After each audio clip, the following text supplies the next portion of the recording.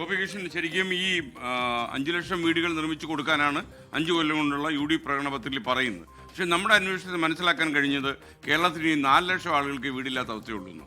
അപ്പോൾ ഈ 50,000 എവിടെ നിന്ന് കൊണ്ടിറക്കും എന്നുള്ളത് ഒരു വിഷയം തന്നെയാണ്. ഗോപികൃഷ്ണൻ എന്റെ പ്രിയ സുഹൃത്ത് അസിത, രാഷ്ട്രപിതാവ് ഗാന്ധിജിയുടെ ഈ രാഷ്ട്രത്തെക്കുറിച്ചും രാഷ്ട്രത്തിലെ വ്യക്തികളെക്കുറിച്ചും പരമമായ ലക്ഷ്യത്തെക്കുറിച്ച് അദ്ദേഹം കണ്ട സ്വപ്നത്തെക്കുറിച്ച് പറഞ്ഞു.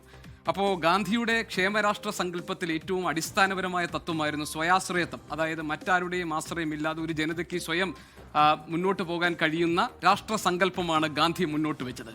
അങ്ങനെ ഗാന്ധിയുടെ രാഷ്ട്ര സങ്കല്പത്തെ അടിസ്ഥാനമാക്കി ഈ 2 പ്രകടന പത്രികകളെയും നമ്മൾ വിശകലനം ചെയ്താൽ, ഹാഷ്മി നേരത്തെ സൂചിപ്പിച്ചതുപോലെ ഇവിടെ നിന്ന് കൂട്ടത്തോടുകൂടി ചെറുപ്പക്കാർ നാടുവിടാൻ ഇടയാക്കുന്ന സാഹചര്യത്തെക്കുറിച്ചോ കേരളത്തിൽ ഒരു സസ്റ്റൈനബിൾ ഡെവലപ്മെന്റ്, സുസ്ഥിരമായ ഒരു വികസനത്തിന് സാധ്യമാകുന്ന അടിസ്ഥാനപരമായ പ്രശ്നങ്ങളെ അഭിമുഖീകരിക്കുന്ന തരത്തിലുള്ള ഏതെങ്കിലും അതിന് പരിഹാരം കണ്ടെത്തുന്ന തരത്തിലുള്ള നിർദ്ദേശങ്ങളോ നിർഭാഗ്യവശാൽ ഈ 2 പ്രകടന പത്രികകളിലും കാണാൻ കഴിയുന്നില്ല എന്നതിലെ അതിനകത്തുള്ള നിരാശ പങ്കുവെച്ചുകൊണ്ടാണ് ഞാൻ ഈ പ്രകടന പത്രികയുടെ താരതമ്യത്തിലേക്ക് പോകുന്നത്. താങ്കൾ പറഞ്ഞ വീട് വെക്കുന്ന കാര്യത്തിലേക്ക് വരാം. പക്ഷേ ഈ 2 പ്രകടന പത്രികയും താരതമ്യം അതിന് ചില സമാനതകളുണ്ട്. ഉദാഹരണത്തിന് ക്ഷേമ പെൻഷൻ 3000 ആക്കും. ഇടതുമുന്നണി സർക്കാരിന്റെ പ്രകടന പത്രികയിലെ ഒരു വാഗ്ദാനമാണ്. UDFനും അതേ വാഗ്ദാനമാണ്, ക്ഷേമ പെൻഷൻ 3000 ആക്കും. ഇനി ആരോഗ്യ പരിരക്ഷാ പരിധി കൂട്ടും. ഇടതുമുന്നണിക്കുണ്ട് ആ പ്രകടന പത്രികയിലെ വാഗ്ദാനം, അത് തന്നെ UDFനുമുണ്ട്, ഒന്ന് തന്നെയാണ്. 50% സ്ത്രീകൾക്ക് ജോലി ഇടതുമുന്നണി പറയുന്നു, അവിടെ UDF പറയുന്നു സ്ത്രീകൾക്ക് KSRTC ബസ്സിൽ സൗജന്യ യാത്ര. ഇനി റബ്ബറിന്റെ താങ്ങുവില 300 രൂപയാക്കും, അത് തന്നെയാണ് UDFന്റെയും പ്രകടന പത്രികയിലെ ഒരു വാഗ്ദാനം. റബ്ബറിന്റെ താങ്ങുവില 300 രൂപയാക്കും. പിന്നെ റോഡുകളെ കുറിച്ചാണ്, അടിസ്ഥാന സൗകര്യ വികസനത്തെക്കുറിച്ച് ഡിസൈൻഡ് സ്മാർട്ട് റോഡുകൾ കൊണ്ടുവരും എന്നാണ് ഇടതുമുന്നണിയുടെ വാഗ്ദാനമെങ്കിൽ റോഡുകൾ BM&BC നിലവാരത്തിലാക്കുമെന്ന് UDF പറയുന്നു.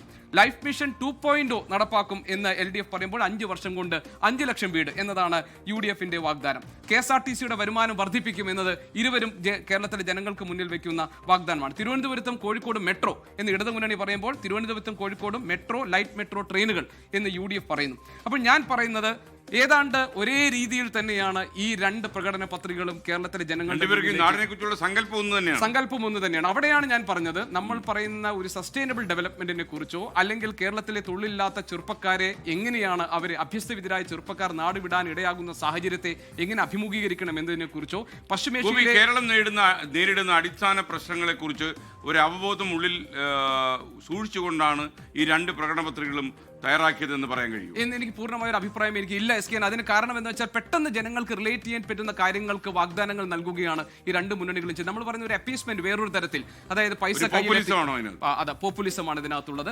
എന്റെ വിമർശനം എനിക്ക് ഈ 2 പ്രകടന പത്രിക.